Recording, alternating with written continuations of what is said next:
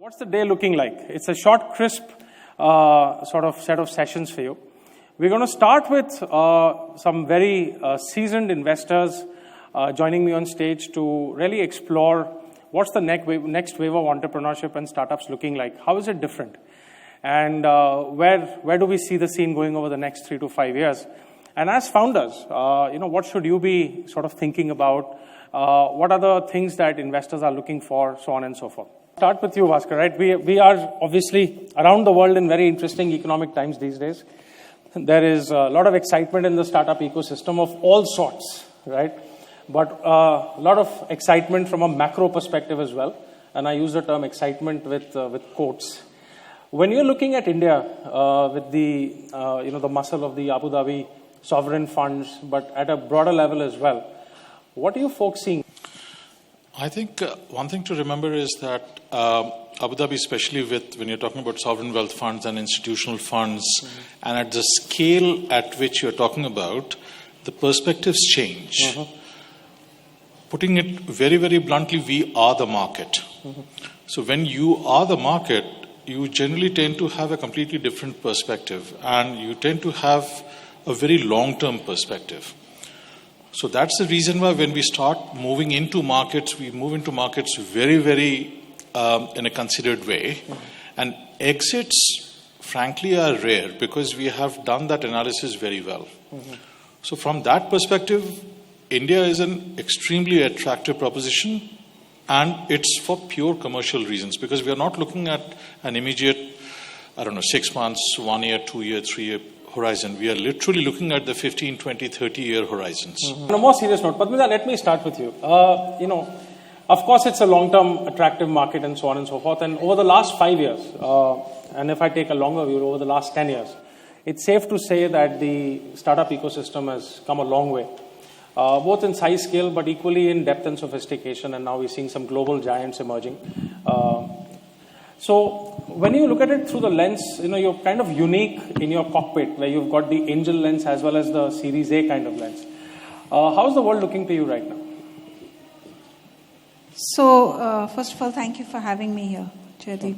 I think, before we get into angel and VC, one has to have a recognition as an investor that equity investing in the unlisted space in the startup and early stage is high risk, but it's the highest reward that any investor can have. So it's almost an imperative to have this asset class in your portfolio. I would strongly, strongly underline that because the rest of the asset classes are looking different today, to say the least. When we look at 5 years ago, I think we saw startups, irrespective of whether they were angel or early stage. I'm going to just keep away from that. I think there were a lot of companies, and we've invested in those companies, which were building in India for the overseas market. So if you look at companies like Dhruva, if you look at companies as Sapiens, and there was a very sharp, I wouldn't say 5 years, maybe a little longer, but these were very sharp technology vertical companies that you saw. Today, I think there's a big change. And I think the change is that you're building domestically. You're piloting in Indian markets. You're leveraging the different variety of consumer behavior that you have in this country. And you clearly have a global eye. But the globe is not only what I would call North America or Europe. In fact, Europe, of course, is the other way around. But it's more to say, where else in the globe can I take my deal? And I think every single deal that I'm seeing today, whether it's angel or at VC, it is not necessarily, unless it's a data science or analytics or some deep tech. If you leave aside that, a lot of the other sectors have opened up. Whether it's let me just bring Sumit, if I can get you into the room, because I know the broader Wipro consumer products business is very much in the template that Padmaja just described: profitable, conservative. Emerging markets, not just India, and of course, some of the brands have gone global. So, would you agree with that perspective? What would you like to add to that? And what are you guys seeing? So, especially from a consumer business lens. Okay. So, thanks, Jaideep. See, what we are seeing is, in particular, in the sector that we are in, is the opportunities are very, very large. And this I'm talking more from an entrepreneur, startup, new ideas point of view. To give a small example, feminine hygiene in this country has not been addressed at all. So sanitary napkin, sanitary pad usage is about 28% penetration, which is like abysmal. So if you really go to some of the towns outside the big towns, you'll find people using all kinds of stuff for, managing menstrual cycle. So this is, and this is just one example. I mean, male grooming in India has been very, very low penetrated, but now, of course, in the last 4 or 5 years, things have come up. Opportunity-wise, there is a lot of room. A lot of ideas can be created around these. Brands, what we also observe is that brands are being created in a much shorter cycle time. So today companies and, entrepreneurs are able to create brands in, let's say, 4 years, 5 years kind of thing, which large companies earlier used to take 15 years. So, of course, technology has changed, distribution models have changed and stuff like that. So we find, and of course also in Southeast Asia where we're investing, we find that there's huge opportunity in Indonesia, Vietnam, as well as Philippines. So we're looking at all this space. On the second point, see, fundamentally, when entrepreneurs talk to us as investors, they find that raising fund is the most challenging part. To me, that's just one part out of probably 10, 15 areas that you need to look at. Because, capital availability has become easier, but ultimately you're going to execute. So it's not just about capital, it's about making the business sustainable and, a lot about what Padmaja said. Wonderful, thanks. And so one big dimension of that, Sailesh, if I may come to you. In your fund, there's a stated objective, I think, to invest in environmentally sustainable businesses as well. And God knows, living in Delhi these days, we need more of those, right? So first of all, I know, again, you folks are quite new. So tell us a little bit about what you folks are focused on. And also in addition, there's oftentimes said that there's kind of a trade-off between making money and being environmentally sustainable in a sense. And people throw all kinds of examples at you. Clearly, you guys don't believe that. So we are looking to invest into startups and companies which can solve pollution. We are saying that we want to disrupt what we call basic engineering. If you see engineering, right? If you see IT, if somebody from 1970 comes in the programming and see code today, he can't even understand what computers are these, right? But if somebody comes from 1860 and see the turbine, he will say, "Oh, I know what it is going on." So the engineering today is still the air conditioning, the generation, the power generation. Majority of engineering has remained where it was in 1860s, right? Still in Edison and Tesla mode. I think there's a huge opportunity to disrupt all of these. And because of IoT, because of big data, because of high computing power, we can disrupt that. So today, if you see, pollution is a function of the human, how we consume, how we travel, and how we build houses. So we are looking at the companies in agriculture, in mobility, in energy and waste, which can solve and can solve at scale and profitably. Because we believe if you can solve the problem, if I can give you cheaper electricity, won't you give money? Right? Won't I make $1 billion company out of it? If I solve your micro mobility at a cheaper rate, won't I create $1 billion company? And we are seeing already that. We are seeing companies like Lime, Bike, Yulu Hair, Bounce. They are all getting very tremendous amount of money solving some basic needs. So there is no issue of this versus that. Okay. And Sajid, let's maybe round off this part of the discussion with the Bloom view of life. So a couple of things, right? So one, this whole notion of global businesses, but not necessarily only developed market focus. What would you say to the founders? And second, environmental or the broader concept of ESG. So in B2B specifically, what you've kind of hinted at or what you're referring to has played out. If you look at, for example, Khata Book, or if you look at any of the fintech plays, historically, a lot of the B2B businesses, Dhruva types, got their growth outside. So even when we invested in the first wave of our startups in our first fund, 2011 to 13, we invested in companies such as DataWeave, Grey Orange. Grey Orange is one of our big hits. All of them really said, build in India, but sell abroad. And historically, like DataWeave founders relocated to SF, etc. But what we're really seeing, thanks to Jio, thanks to the Indian market expanding, and what we call India 2, which is really necessarily not people like us, but people in smaller town markets, etc., coming on board. There's a large domestic market for B2C as well as B2B. And what you're really seeing now is the SME market coming on board. And good B2B businesses can be built if you're willing to think grounds up from first principles. You're seeing it in fintech, you're seeing it in SME software.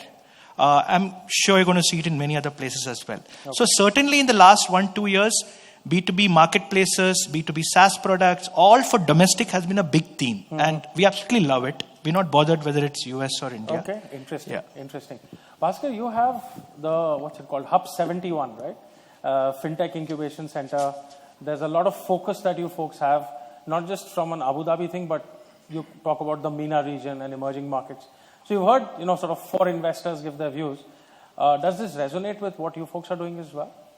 So, absolutely. If you look at the footprint that Abu Dhabi Inc. has, I mean, we've already talked about, for example, Abu Dhabi Inc. took up positions in the Vision Fund.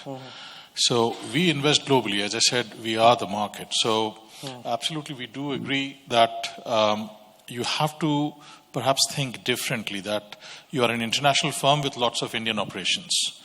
Once you go like that, then in our experience, the rather serial way of thinking, I'm going to start in one country and then go into another country, it might be more convenient at the startup at the very beginning, but when you start scaling up, that's where you start stumbling. So that might be because of what I would call as capital constraints, or your organization hasn't been set up that way, or your legal structure isn't that way, or your capital structure is not. So it actually applies there. So we encourage people to think about it in various ways. Now the Hub 71 piece that you're talking about is not just for fintechs, but for everything. We recently announced our regulatory jurisdiction for digital banks. So it's aimed at banks, non-banking financial institutions, and larger fintechs who want to actually set up international banks, dollar-denominated international banks, which are focusing on corporate business. And we are seeing an extraordinarily large amount of interest on that, because these are new types of banking models that we are supporting. Let me just keeping time in mind. One of the really important conversations these days is something, maybe I'll start with yourself, Sumit, right? Because your founder is held up as the paragon of good governance, good ethics. He's a legend in so many different ways. The jargon is ESG, good governance, good practices. From an investor perspective, I mean, obviously it's very important. But if you were to go one level down, what is it that you folks look for? How important is it really to have, for example, good governance in place at the time you're cutting a Series A check, for example? Is it something you help founders build out, or you want to see them doing it already? I mean, let me not second guess your answer here. But maybe I'll start with you, and Bhaskar, I'll come to you next, because the global view of this is also equally important, and then we'll open it up here. For us, it's super important. So, big part of Wipro Ventures has the same principles as Wipro is run on. So our selection process has much higher weightage on this, as opposed to maybe in the earlier PE roles and stuff. So here we really look at people who are, I call them honest, quality of founders and honesty of founders. So while honesty means honesty in certain ways, in the obvious way, but at the same time it also means that how do you navigate through troubled times. So, some of these, whatever you guys said, I kind of second that. And also the fact that if you really start with an idea and continue with it, even if it's not working, that's something that doesn't work, right? You have to keep navigating and saying, look, I've started with this idea, but I have to change course. And that's one of the reasons probably why these successful companies are successful, and the startups that we talked about. So for us, governance is super important. Okay. Well, governance, compliance, sustainability, of course, we touched upon. Any further thoughts on this, folks? How does this shape the founder-investor relationship, for example? So I think a couple of things. Let me empathize with the entrepreneurs, especially if they are at an angel level. I think it's very, very difficult to ensure that you're compliant. So there is clearly a focus that is required. And in some cases, I think it's the investors or the board director who sort of sharpens it. Having said that, I also agree that there is a need to have lesser regulations for startups, but that's a different discussion. But as the company goes, I think the compliance, the focus on integrity, and when I say integrity, it's not only financial and integrity, I think it's the overall honesty of purpose, objective to your stakeholders. What's the right thing to do should increase, not decrease. And I think what is today required even more is what I would call the ESG framework, which is Environment Social Governance framework. This is India, and this is a very hard place. It's a very hard place to really do business. Not everything is laid out. And it's so in the US as well. Take Uber, for example. I think we shouldn't put the wrong priority at the right time, at this stage. They're very early. Yes, they should not do anything illegal. But end of the day, every entrepreneur is out there to grow the market. And provided they are pushing the boundaries, not breaking the rules, pushing the boundaries, I think we need to kind of be on their side. Waiting for him to give us the Middle Eastern perspective on this as well, right? So look, I wouldn't distinguish between a startup or a mid-size or a full-fledged, full-blown international firm. You have to adopt good business principles. I don't want rubbish businesses in my jurisdiction. That's the end of the story. Whether you are a one-man team or you are a team that is running a $5 trillion business or whatever the sort of valuations are. So the basic common business principles are supposed to be applied. And we apply it on the basis of a principles-based regulation, because if you start putting down rules, people are going to find a way around it. But if you put down principles, don't be an idiot. Be nice, be kind.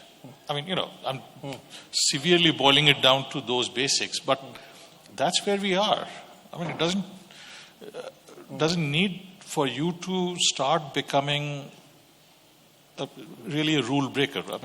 No, sure. And also see the notion of rule breaking or compliance and so on, when you're talking health tech, is very different from when you're talking taxis, is very different from when you're talking fintech, right? So there is a context to this as well.